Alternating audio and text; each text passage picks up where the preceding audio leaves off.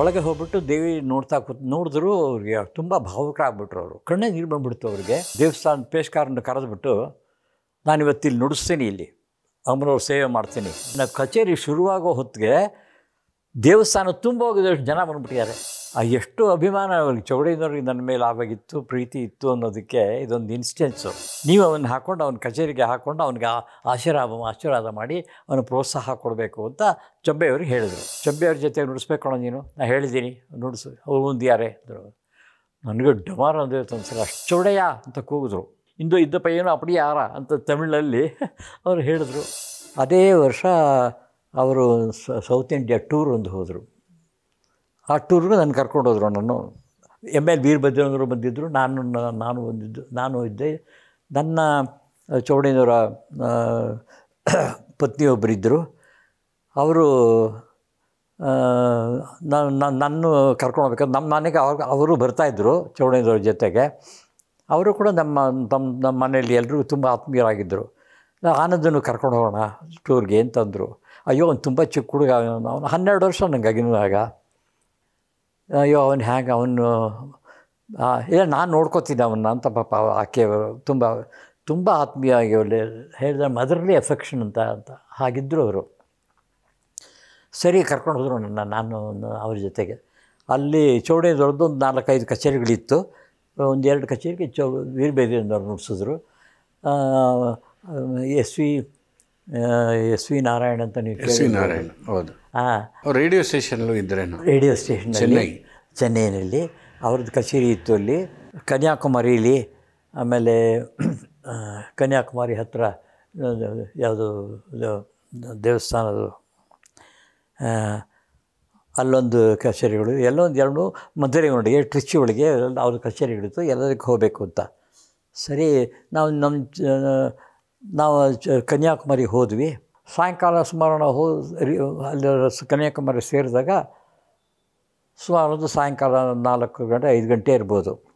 ನಾವು ಕೈಕಾಲು ತೊಗೊಂಡು ದೇವಸ್ಥಾನಕ್ಕೆ ಹೋಗ್ಬಿಟ್ಟು ದೇವಸ್ಥಾನದ ಹತ್ತನೇ ಒಂದು ಎಲ್ಲ ಪ್ರಯಾಣ ಕಾರ್ನಲ್ಲಿ ಎಲ್ಲ ಅವರು ಇದೊಂದು ವ್ಯಾನ್ ಮಾಡಿದ್ರು. ಈ ವ್ಯಾನ್ನಲ್ಲಿ ಅವರು ಡ್ರೈವ್ ಮಾಡಲಿಲ್ಲ, ಒಬ್ಬನ ಡ್ರೈವರ್ನ ಕರ್ಕೊಂಡು ಹೋಗಿದ್ದರು. ಅವರು ಸಾಧಾರಣವಾಗಿ ಅವ್ರ ಕಾರಲ್ಲಿ ಎಲ್ಲ ಕಡೆಯೂ ಹೋಗಬೇಕು. ಇದು ನಾವೆಲ್ಲ 8-10 ಜನ ಇದ್ವಿ. ನಮ್ಮ ಗುರುಗಳು, ನಾನು, ನಮ್ಮ ವೀರಭದ್ರನವರು, ಅವರ ಮಕ್ಕಳು ಎಲ್ಲ, ಆಮೇಲೆ ಆಕೆ ಅವರ ವೈಫು ಎಲ್ಲ ಇಬ್ಬರು ಎಲ್ಲ ಇದ್ವಿ. ಹಾಗಿದ್ದಂಥ ಅದಕ್ಕೋಸ್ಕರ ಅದಲ್ಲದೆ 4-5 ದಿವಸ ಇರಬೇಕು ಬೇರೆ ಟೂರ್ ಮಾಡಬೇಕಾದ್ರೆ. ಅದಕ್ಕೆ ಒಂದು ವ್ಯಾನ್ ಮಾಡ್ಕೊಂಡು ಹೋಗಿದ್ವಿ.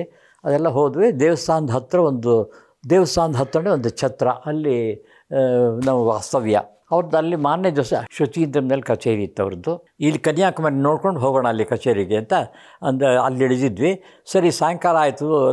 ಕನ್ಯಾಕುಮಾರಿ ದೇವಸ್ಥಾನಕ್ಕೆ ಹೋದ್ವಿ. ಆ ಚೌಡಯ್ಯನವ್ರಿಗೆ ಅವ್ರು ತುಂಬ ದೈವಭಕ್ತರು. ಅವರು ತುಂಬ ಭಾವುಕರಾಗಿ ಹೋಗೋರು ದೇವರನ್ನು ನೋಡಿದ್ರೆ. ಒಳಗೆ ಹೋಗ್ಬಿಟ್ಟು ದೇವಿ ನೋಡಿದ್ರು ಅವ್ರಿಗೆ ತುಂಬ ಭಾವುಕರಾಗ್ಬಿಟ್ರು. ಅವರು ಕಣ್ಣೇ ನೀರು ಬಂದ್ಬಿಡ್ತು ಅವ್ರಿಗೆ. ತಕ್ಷಣ ದೇವಸ್ಥಾನ ಪೇಶ್ಕಾರನ್ನು ಕರೆದ್ಬಿಟ್ಟು, ನಾನಿವತ್ತು ಇಲ್ಲಿ ನುಡಿಸ್ತೀನಿ, ಇಲ್ಲಿ ಅಮ್ಮನವ್ರ ಸೇವೆ ಮಾಡ್ತೀನಿ ಅಂದರು. ಚೌಡಯ್ಯನವ್ರು ಹಾಗೆ ಮಾಡ್ತೀನಿ ಅಂತ ಅನ್ನೋದು ಭಾಳ ದೊಡ್ಡ ವಿಷಯ. ಅಯ್ಯೋ ತಕ್ಷಣ ಅಣ್ಣ ಆಗ್ಬೋದು ಅಂತ ತಮಿಳಿನಲ್ಲಿ ನೀವು ಆಗ್ಬೋದು ಅಂದರು. ಸರಿ ಹೇಳಿಬಿಡಿ ಅಂದರು. ಸರಿ ಆದ ತಕ್ಷಣ ನೀವೆಲ್ಲ ರೆಡಿ ಮಾಡ್ಕೊಂಬರ್ತೀವಿ, ನಾವು ಒಂದು ಎಷ್ಟೊತ್ತು ಬರೋಣ ಇಲ್ಲಿ ಅಂದರು. ನೀವು ಎಷ್ಟೊತ್ತಿಗೆ ಹೇಳ್ತೀರೋ ಅಷ್ಟೊತ್ತು ನಾವು ರೆಡಿ ಮಾಡ್ತೀವಿ ಅಂತಂದರು. ಸರಿ ನಾವು ಬಂದರು 6 ಗಂಟೆ 6:15 ಗಂಟೆ ಬರ್ತೀವಿ ಅಂತಂದ್ವಿ. ನಾವು ಬಂದ ತಕ್ಷಣ ಎಲ್ಲ ಮುಖ ತೊಗೊಂಡು ರೆಡಿ ಆಗಿಬಿಟ್ಟು ಚೌಡಯ್ಯನವ್ರ ಕಚೇರಿ ಇಲ್ಲಿ ದೇವಸ್ಥಾನದಲ್ಲಿ ಇದೆ ಅಂತ ಹೇಳಿಬಿಟ್ಟು ಅಲ್ಲಿ ತಮಟೆ ಕೊಟ್ಟು ಊರಿನಲ್ಲೆಲ್ಲ ಹೊಡೆಸಿರ್ತಾರೆ. ತಮಟೆ ಸುತ್ತಲೂ ಅಲ್ಲ ಪ್ರಚಾರ ತಕ್ಷಣ ಆಗಬೇಕಲ್ಲ, ಕಚಾರ ಬೇಕಲ್ಲ, ಡಂಗೂರ ಬಾರಿಸೋದು. ತಮಟೆ ಹೀಗೆ ಬಂದಿದ್ದೆ. ಹೀಗೆ ಚೌಡಯ್ಯನವ್ರು ಬಂದಿದ್ದಾರೆ, ಅವರು ಸಂಗೀತ ದೇವಸ್ಥಾನದಲ್ಲಿ ಕಚೇರಿಯಿಂದ ಇಲ್ಲ ತಮಟೆ ತಮಟೆ ಕೇಳ್ಕೊಂಡು ಹೊಡೆಸಿ ಮಾಡಿಸಿದ್ರು.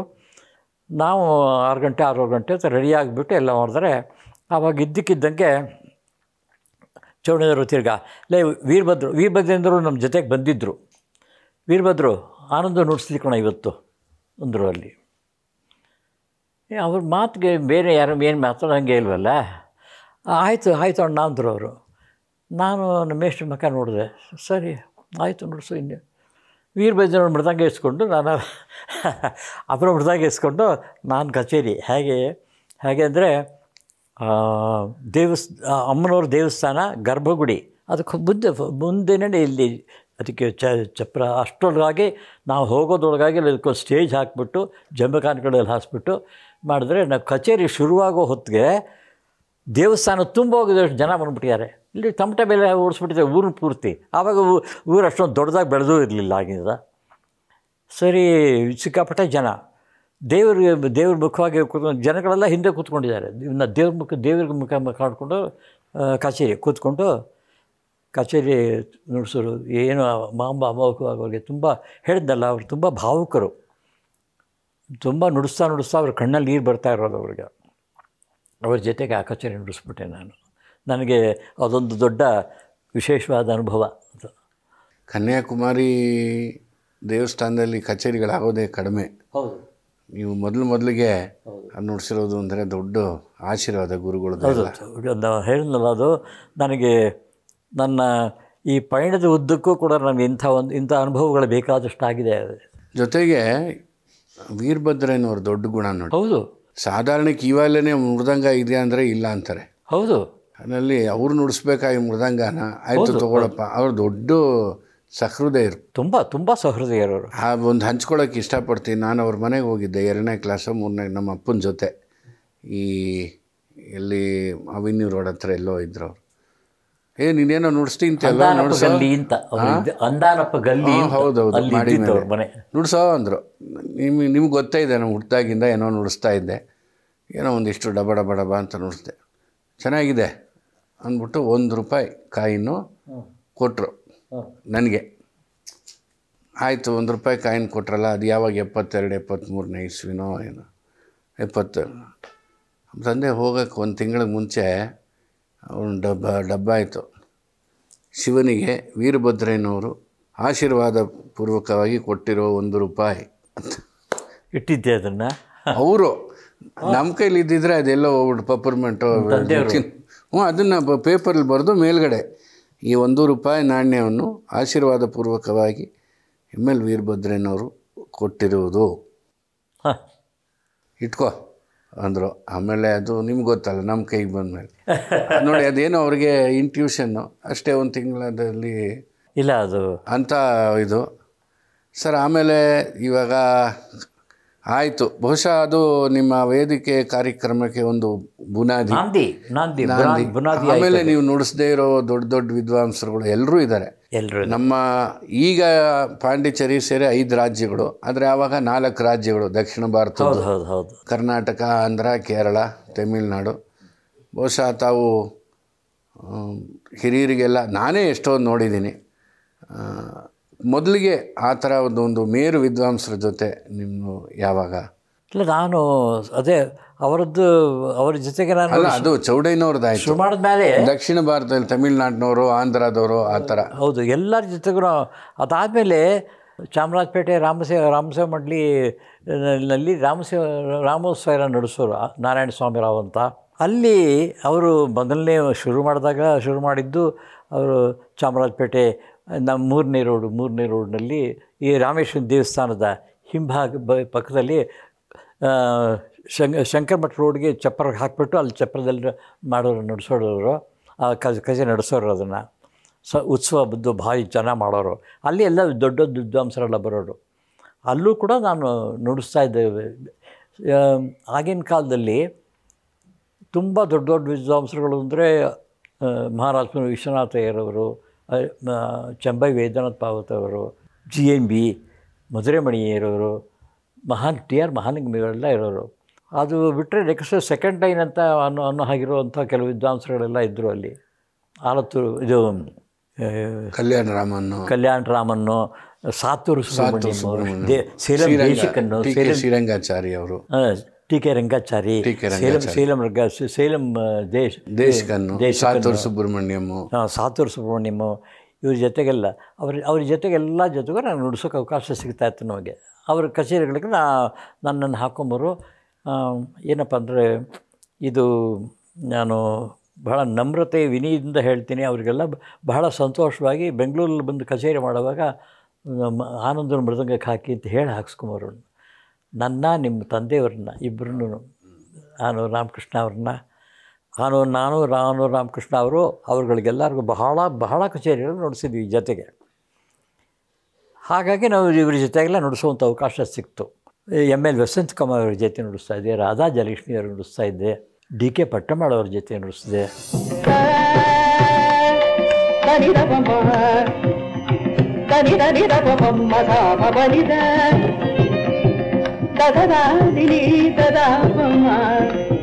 ಹೀಗೆ ನನ್ನ ಕೆರಿಯರ್ ನಡೀತಾ ಬಂತು. ನಾವೇ ನೋಡಿದ್ದೀವಿ ಈಗ ರಮಣಿಯವರು ಇರ್ಬೋದು, ಆ ಥರ ರಮಣಿಯವರು, ಆಮೇಲೆ ದಿಂಡಿಗಲ್ ನಟರಾಜನ್ ಅಂತ ಬಾಲಚಂದರ್ ಜೊತೆ ನುಡಿಸಿರ್ಬೋದೇನೋ.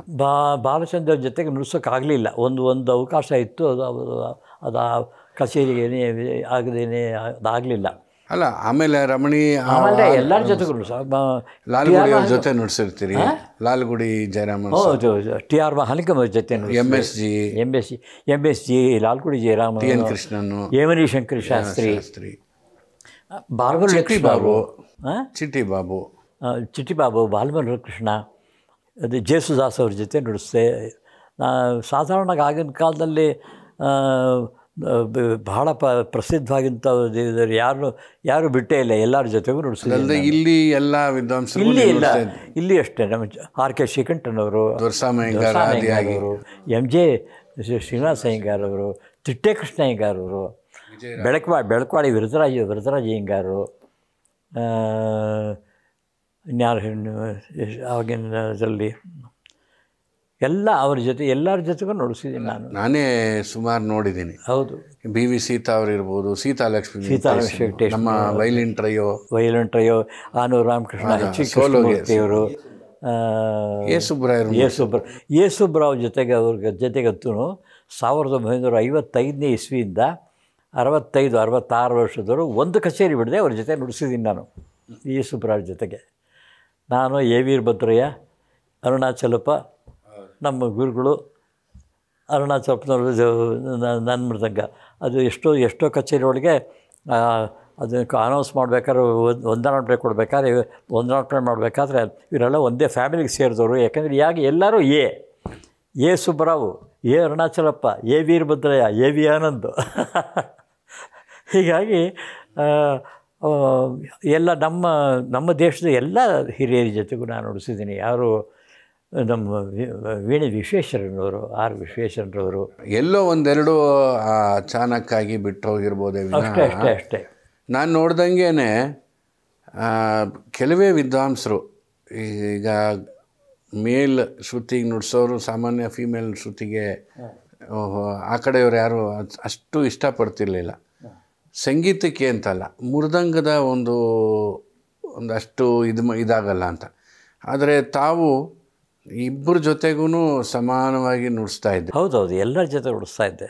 ಅಲ್ಲಲ್ಲ, ಅದು ನಾನು ಹೇಳಿದ್ದು ಕೇವಲ ಮೃದಂಗ ಅಂತಲ್ಲ, ಈ ಕೆಳಗಿನ ಶ್ರುತಿ, ತಗ್ಗ ಶ್ರುತಿ ಮೃದಂಗದಲ್ಲಿ ಏನು ನುಡಿಸ್ತೀರಿ, ವಾದ್ಯದ 2.5-3ನೇ ಮನೆ ಶ್ರುತಿಲಿ ಏನು ನುಡಿಸ್ತೀರಿ, ಅಷ್ಟೇ ಫೆಲಿಸಿಟಿಯಿಂದ, ಅಷ್ಟೇ ಈಸಿಂದ 5-5.5 ಮನೇಲೂ ನೀವು ನುಡಿಸ್ತಿದ್ದು ನಾನು ಚೆನ್ನಾಗಿ ನೋಡಿದ್ದೀನಿ. ಅದು ತುಂಬ ಕಷ್ಟ. ಏಕೆಂದರೆ ಒಂದು ಮೃದಂಗದ ಸೈಜ್ ಚಿಕ್ಕದು, ಜೊತೆಗೆ ಟೆನ್ಷನ್ನು ಬಲ ಎಡ ಅಷ್ಟು ಒದಗೋದಿಲ್ಲ. ಆದರೆ ಅದನ್ನು ಹದ ಮಾಡಿಕೊಂಡು ಆ ಶ್ರುತಿಗೆ ಅಂತ ಮಾಡಿ ನುಡಿಸ್ತಾ ಇದ್ದಿದ್ದು ಭಾಳ ಹೆಚ್ಚುಗಾರಿಕೆ. ಅಲ್ಲ, ನಾನೇ ಎಷ್ಟೋ ನಮ್ಮ ತಂದೆ ಜೊತೆ ಬರ್ತಿದ್ನಲ್ಲ, ರುದ್ರಪಟ್ಟಣಂ ಬ್ರದರ್ಸ್ ಇರ್ಬೋದು, ಶ್ರೀಕಂಠನ್ ಇರ್ಬೋದು, ಅದೆಷ್ಟು ಕಚೇರಿ ನಾವು ಬಂದು ಕೇಳ್ತಿದ್ದೆ. ಒಂದು ಯಾವಾಗಲೂ ನನ್ನ ಜ್ಞಾಪಕ ಬರೋದು, ನಿಮ್ಮ ತಂದೆ ಸಾಮಾನ್ಯಕ್ಕೆ ನಿಮ್ಮ ಜೊತೆ ಬಂದಿರೋರು. ಹೌದು, ಯಾವ್ರಾಗನೋ ಅನ್ನೋರು, ನಮ್ಗೇನೋ ಒಂದು ಹೇಳಿದ್ರೆ ಬೆನ್ನ ಮೇಲೆ ಪಟಾರ್ ಅಂತ ಹೇಳಿ, ತಪ್ಪು, ಇದು ಕಾಂಬೋದಿ ಇದು ನಮಗೆ ಅವಾಗೆಲ್ಲ ಆಟ. ಆದರೆ ತನಿ ಸಮಯದಲ್ಲಿ ಓಡಿ ಬಂದ್ಬಿಡೋದು ಈ ಥರ. ಶಿವ ಅವರಂತೂ ಸಣ್ಣ ಮಗು ಆಗಿದ್ದಾಗಿದ್ದನು ಅವ್ರ ತಂದೆಯವ್ರ ಜೊತೆಗೆ ನಾನು ನುಡಿಸ್ತೀನಿ ಅಂದರೆ ಆ ಕಚೇರಿಗೆ ಬಂದು ಕೇಳ್ತಾ ಇದ್ದರಂತೆ. ಅವ್ರ ತಂದೆಯವರೇ ಹೇಳಿದ್ರು ಈ ಮಾತನ್ನು. ಆನಂದ ನುಡಿಸ್ತಾ ಇದ್ದಾರೆ ಅಂದರೆ ನಾನು ಅದಕ್ಕೆ ನೋಡಿ ಬಂದಿಯಾನೆ ಅಂತ ಹೇಳೋರು ಅವರು, ಅವ್ರ ತಂದೆಯವರು. ಅಷ್ಟೊಂದು ಅಭಿಮಾನ. ಹಾಗೇ ನನ್ನ ಜೀವನ ನಡೀತು. ಅದಾದಮೇಲೆ ಸೀತಾಲಕ್ಷ್ಮಿ ವೆಂಕಟೇಶ್ ಅವ್ರದ್ದಾದಮೇಲೆ ನನಗೆ MS ಶೀಲಾ ಅವರು ಕೂಡ. ಅದು ನೆಕ್ಸ್ಟ್ ತಲೆಮಾರು ಅನ್ಬೋದು, 80 ಮೇಲೆ ಸುಮಾರು ನೀವು 3 ತಲೆಮಾರು ಅಂದರೆ 4-5 ತಲೆಮಾರು, 4-5 ಶೀಲಾ ಮೇಡಮ್ ಇರ್ಬೋದು, ಸುಕನ್ಯಾ ಪ್ರಭಾಕರ್, ಸತ್ಯವತಿ ಅವರು, ರಮಾಮಣಿ ಅವರು, ನಾಗಮಣಿ ನೀಲಾಮಾಮಿ ಅವರು, ಅಂದರೆ ಅದು ಹೇಳ್ತಾ ಹೋದರೆ ಅದು ಎಲ್ಲೋ ಕಲ್ಯಾಣ ಸುಂದರಂ ಅಲ್ಲಿಂದ ತುಂಬ ಹಿರಿಯ ಜೊತೆಗೆಲ್ಲರೂ. ಇವರು ಪ್ರಸನ್ನ ಕುಮಾರಿ ಸತ್ಯಮ್ಮ ಹೇಳಿದ್ರಲ್ಲ ಎಲ್ಲ ವಿತೌಟ್ ಎಕ್ಸೆಪ್ಷನ್ ಅಂತಾರಲ್ಲ ಹಾಗೆ ಎಲ್ಲರ ಜೊತೆಗೂ ಅನೇಕ ಕಚೇರಿಗಳು ನಾನು ನುಡಿಸಿದ್ದೀನಿ. ಈ ಸಂದರ್ಭದಲ್ಲಿ ಚೌಡೇದವ್ರವ್ರಿಗೆ ನಾವು ಮದ್ರಾಸ್ನಲ್ಲಿ ತುಂಬ ಹಿರಿಯರಾಗಿರೋ ಸಂಗೀತ ಕಚೇರಿಗಳ ಜೊತೆಗೆ ಯಾರನ್ನಾರು ಹಾಕಬೇಕು, ಇವ್ರನ್ನ ನುಡಿಸಿಸ್ಬೇಕು ಅಂತ ಅವ್ರಿಗೆ ಆಸೆ ಇತ್ತು. ಅವ್ರಿಗೆ ಎಷ್ಟು ಅಭಿಮಾನ ಅವ್ರಿಗೆ ಚೌಡೇದವ್ರಿಗೆ ನನ್ನ ಮೇಲೆ ಆವಾಗಿತ್ತು, ಪ್ರೀತಿ ಇತ್ತು ಅನ್ನೋದಕ್ಕೆ ಇದೊಂದು ಇನ್ಸ್ಟೆನ್ಸು. 1962ನೇ ಇಸ್ವಿ ಇರಬೇಕು ಸುಮಾರು. ಚಂಬೈ ವೈದ್ಯನಾಥ್ ಪಾವತರವ್ರಿಗೆ ಚೌಡೇದವರು ನಮ್ಮ ಈ ಹುಡುಗ ಮಂಜು ಶಿಷ್ಯ ಆನಂದ್ ಅಂತ ಅವ್ನು ತುಂಬ ಚೆನ್ನಾಗಿ ನುಡಿಸ್ತಾ ಮಾಡ್ತಾನೆ, ನನ್ನ ಜೊತೆಗೆಲ್ಲ ಬೇಕಷ್ಟು ನುಡಿಸ್ತಾ ಇದ್ದಾನೆ, ನೀವು ಅವನ್ನ ಹಾಕ್ಕೊಂಡು ಅವ್ನ ಕಚೇರಿಗೆ ಹಾಕ್ಕೊಂಡು ಅವ್ನಿಗೆ ಆಶೀರ್ವಾದ ಮಾಡಿ ಅವನು ಪ್ರೋತ್ಸಾಹ ಕೊಡಬೇಕು ಅಂತ ಚಂಬೈಯವ್ರಿಗೆ ಹೇಳಿದರು. ಅವರು ಮೊದಲು ಆಗಲಿ ನಡಿ, ಆಗಲಿ ಕಣೋ, ಆಗಲಿ ಮಂಜ ಚೌಡೆ ಆಗಲಿ ಅಂತಾಯಿದ್ರು. ಆಮೇಲೆ ಇನ್ನೊಂದು ಸಲ ಬಲವಂತವಾಗಿ 1-2 ಸಲ ಹೇಳಿದ್ರಂತೆ. ಸರಿ ನೀವು ಅಷ್ಟು ಹೇಳ್ತಾ ಇದ್ದೀರಲ್ಲ, ಆಗಲಿ ಹಾಕೋರನ್ನ ಅಂದರು. 1962ನೇ ಇಸ್ವಿ ಇರಬೇಕು ಮುಖಾಲ್ಪಾಲು, ನಂದು ಅಪ್ರಾಕ್ಸಿಮೇಟಾಗಿ ಜ್ಞಾಪಕ ಬೇಕು. 62ರಿಂದ 64ರೊಳಗೆ, 62ನೇ ಅಂತ ಅಂತ ನಂಗೆ ಇವತ್ತಿಗೂ ಅನಿಸ್ತಾ ಇದೆ. ಆವಾಗ ಇದೇ ರಾಮಸೇವಾ ಮಂಡಳಿ ಒಳಗೆ ಚಂಬೈ ವೈದ್ಯನಾಥ್ ಪಾತ್ರ ಕಚೇರಿ ಅನ್ನೋದಾದಾಗ, ಚೌಡಯ್ಯ ನೀವು ಹೇಳ್ತಾ ಇದೆಯಲ್ಲ ಆ ಹುಡುಗನ್ನೇ ಹಾಕಿ ಅಂತ ಚಂಬೆಯವರು ಅಂದಿದ್ದಾರೆ. ಚೌಡೇಶ್ವರ ಹಾಕಿಸಿದ್ರು ಕಚೇರಿಗೆ. ನಂಗೆ ಹೇಳಿ ಅಲ್ಲಿ ಚಂಬೆಯವ್ರ ಜೊತೆ ನುಡಿಸ್ಬೇಕು ಅನ್ನೋ ನೀನು, ನಾನು ಹೇಳಿದ್ದೀನಿ ನುಡಿಸು, ಅವ್ರು ಮುಂದಿದ್ದಾರೆ ಅಂದರು. ನನಗೆ ಡಮಾರ್ ಅಂದಿತ್ತು ಒಂದು ಸಲ. ಅಷ್ಟೊತ್ತಿಗಾಗಲೇ ನನಗೆ ಬೇಕಾಷ್ಟು ಅನುಭವ ಇದ್ದರೂ ಕೂಡ ಚಂಬೆಯವರು ಅಂದರೆ ಅವಾಗ ನಮಗಿಂತ 2 ಆಗಿನ ಕಾಲದಲ್ಲಿ 2 ತಲೆಮಾರು ಹಿಂದೂರು. ಸದಾ ಅವರು ಹೆಚ್ಚಾಗಿ ಮಣಿ ಅಯ್ಯರು, ಚಂಬೈ ವೈದ್ಯನಾಥ್ ಪಾತ್ರ ಅಂದರೆ ಸಾಧಾರಣವಾಗಿ ಇನ್ಫ್ಯಾಕ್ಟ್ ಆವಾಗಿನ ಯಂಗ್ಸ್ಟರ್ಸ್ ಮೃದಂಗದವ್ರು ಯಾರೂ ಇಲ್ಲ. ದೊಡ್ಡ ಪಾಳ್ಘಾಟ್ ಮಣಿಯರು, ಪಳನಿ ಸುಬ್ರಹ್ಮಣ್ಯ ಪಿಳ್ಳೆ, ಮುರುಗೋಪತಿಯವರು ಇಂಥ ಅವ್ರ ಜೊತೆಗೆ ಅವ್ರನ್ನೇ ಪಕ್ವಾದಿಕ್ಕೆ ಹಾಕೊತಾ ಇದ್ದವರು. ಅಂಥಲ್ಲಿ ನನ್ನ ನುಡಿಸೋ ಪರವಾಗಿಲ್ಲ ಅಂತ ಇರಲಿಲ್ಲ ಅಂದ್ರೆ ನನಗೆ ಬಹಳ ಒಂಥರ ಒಂದು ಕಡೆ ಭಾಳ ಸಂತೋಷವಾಗ್ತಾಯಿತ್ತು, ಒಂದು ಕಡೆ ಭಯವೂ ಆಗ್ತಾಯಿತ್ತು. ಸರಿ, ನಮ್ಮ ಗುರುಗಳ ಘಟ ಜೊತೆಗೆ ವಯಲಿನ್ನಿಗೆ ನನಗೆ ಜ್ಞಾಪಕ ಇಲ್ಲ, ಮಹಾದೇವಪ್ಪನವರು ಅಥವಾ MS ಗೋಪಾಲಕೃಷ್ಣನೋ ನನಗೆ ಜ್ಞಾಪಕ ಇಲ್ಲ ಬರ್ತಾವೆ. ಅವರ ಕಚೇರಿ ಅರೇಂಜ್ ಮಾಡಿದ್ರು, ಚೌಡೇದವರು ಹೇಳಿ ಮಾಡಿಸಿದ್ರು. ಆ ಚೌಡೇದವ್ರ ಕಚೇರಿಗೆ ಅದು ಎಂಥ ಅನುಭವ ಅಂತ ಹೇಳ್ತೀನಿ. ಆ ಕಚೇರಿಗೆ ಚೌಡೇದವ್ರು ಬಂದು 2ನೇದು 3ನೇ ರೋನಲ್ಲಿ ಕೂತ್ಕೊಂಡ್ರು. ಮುಂದೆ ಬಂದು ಕೂತ್ಕೊಳ್ಳಲಿಲ್ಲ, 2ನೇ ರೋನಲ್ಲಿ 3ನೇ ರೋಡ್ ಕೂತ್ಕೊಂತಿದ್ದಾರೆ. ಸರಿ, ಕಚೇರಿ ಶುರುವಾಯಿತು. ಮುಂದೆ ಬನ್ನಿ ಅಂತ ಕರೆದ್ರು. ಇಲ್ಲಿ ಪರವಾಗಿಲ್ಲ ಅಂತ ಅಂದ್ಬಿಟ್ರು. ಕಚೇರಿ ಶುರುವಾಯಿತು. ಚಂಬೈ ವೈದ್ಯನಾಥ್ ಅವರು ಹಾಡೋಕ್ಕೆ ಶುರು ಮಾಡಿದ್ರು. ಅವರು ಸಾಧಾರಣವಾಗಿ ವಾರ್ತಾಪಿ ಗಣಪತಿ ಭಜೆಯಿಂದ ಶುರು ಮಾಡೋದು ಕಚೇರಿನ. ಅದಾಯಿತು. ಇನ್ನೊಂದು ಕೀರ್ತಿ ಆಯಿತು. ಆ ಇನ್ನೊಂದು ಕೀರ್ತಿ ಆದಮೇಲೆ ನಿಲ್ಲಿಸ್ಬಿಟ್ಟು ಚೌಡಯ್ಯ ಅಂತ ಕೂಗಿದ್ರು. ಆ ಚೌಡಯ್ಯದವ್ರು ಕೂತಿದ್ರು, ಎದ್ದು ನಿಂತ್ಕೊಂಡ್ರು. ಅಣ್ಣ ಅಂತ ಅಂದರೆ ಅದಕ್ಕೆ ನೀ ಹೇಳಿದ ನಿಜ, ಈ ಹುಡುಗ ಚೆನ್ನಾಗಿ ನುಡಿಸ್ತಾ ಇದ್ದಾನೆ, ಪಣಜಿ ಸುಬ್ರಹ್ಮಣ್ಯ ಹೀಗೆ ನುಡಿಸ್ತಾ ಬಂದು ಇಷ್ಟೇ ಹುಡುಗನಾಗಿದ್ದಾಗ ಮುಂದೆ ನುಡಿಸ್ತಾ ಇದ್ದಾನೆ. ನಾನು ನನ್ನ ಜೊತೆಗೆ ನುಡಿಸಿ ಅವ್ನು ಮುಂದೆ ಬಂದಿದ್ದು, ಇವನು ಅಪಡಿಯ ಇದ್ದ ಪಯ್ಯನು ಅಪಡಿ ಯಾರ ಅಂತ ತಮಿಳಲ್ಲಿ ಅವರು ಹೇಳಿದ್ರು. ಆವಾಗ ಚೌಡೇಶ್ವರ ಎದ್ದು ನಿಂತ್ಕೊಂಡು ನೀವು ಚೆನ್ನಾಗಿ ಅವ್ನಿಗೆ ಆಶೀರ್ವಾದ ಮಾಡಿ ಅಂತ ಚೌಡೇಶ್ವರ ಹೇಳಿದರು. ಕಚೇರಿ ಎಲ್ಲ ಆಯಿತು. ಕಚೇರಿ ಎಲ್ಲ ಆದಮೇಲೆ ಹಿಂದ್ಗಡೆ ಚಪ್ಪರದ ಹಿಂದ್ಗಡೆ ಹೋದ ಅವರದ್ದು ಒಂದು ಹಾಲ್ ಮಾಡ್ಕೊಂಡು ಅಲ್ಲಿ ಕೂತ್ಕೊಂಡು ಶ್ರುತಿಗೀತೆ ಎಲ್ಲ ಮಾಡ್ಕೊಬೇಕು ಒಂದು ಜಾಗ ಮಾಡಿದ್ರು. ಅಲ್ಲಿ ಹೋದ ತಕ್ಷಣ ಚೌಡೇಶ್ವರ ಬಂದು, ಇವ್ರಿಗೆ ಸಾಷ್ಟಾಂಗ ನಮಸ್ಕಾರ ಮಾಡೋ ನನಗೆ ತುಂಬ ಸಾಷ್ಟಾಂಗ ನಮಸ್ಕಾರ. ಅವ್ರು ತುಂಬ ದೈವಭಕ್ತರು. ಚಂಬೈ ವೈದ್ಯನಾಥ್ ಭಾಗವತರು ಅಪಾರವಾದ ದೈವಭಕ್ತರು. ಸಾಷ್ಟಾಂಗ ನಮಸ್ಕಾರ ಮಾಡೋ, ಅವ್ರ ಆಶೀರ್ವಾದ ತಗೋ, ನಿಂಗೆ ಒಳ್ಳೆಯದಾಗುತ್ತೆ ಅಂದರು. ನಾವು ಸಾಷ್ಟಾಂಗ ನಮಸ್ಕಾರ ಮಾಡಿದೆ. ನಲ್ಲ ಮೆನ್ನಿಕೆವ ಮುಂದೆ ಬಾ ನೀನು ಅಂತ ಆಶೀರ್ವಾದ ನಂಗೆ ಮಾಡಿದ್ರು. ಅದು ಆಶೀರ್ವಾದ ಬಲ ನನ್ನ ಮೇಲೆ ಇದೆ ಅಂತ ನನಗೆ ನಂಬಿಕೆ ಇದೆ. ಅದು ಯಾಕೆಂದರೆ ಅವರು ಗುರುವಾಯೂರಪ್ಪನ ಭಕ್ತರವರು. ಹೌದು. ತುಂಬ ಆರಾಧಕರು, ಎಷ್ಟು ಆರಾಧಕರು ಅಂದರೆ ಅವ್ರ ಹತ್ರ ದೇವ್ರ ಹತ್ರ ಮಾತಾಡುವಂಥ ಶಕ್ತಿ ಇದ್ದಂಥ ಮಹಾನುಭಾವರವರು.